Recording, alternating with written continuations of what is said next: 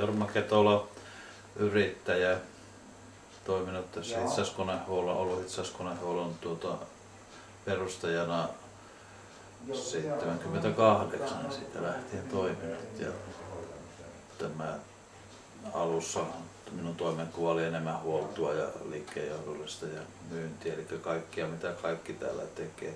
Tänä päivänä se on sama, mutta enemmän sitten liikkeenjohdolliseen ja tekniseen puoleen ja hallinnolliseen ja tämmöiseen sopimusten solmimiseen liittyvää tehtävää.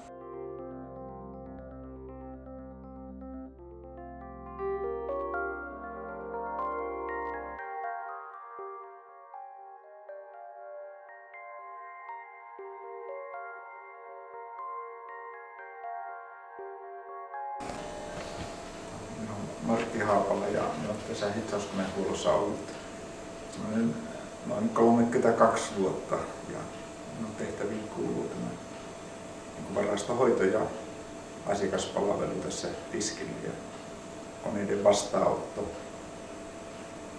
laskutus, kaikki mitä kuuluu siihen väliin.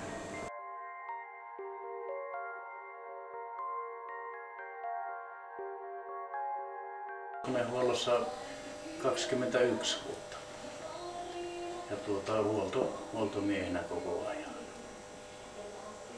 Käyn tuolla asiakkaissa ja täällä paikalla huoletaan kaiken merkkiset itse.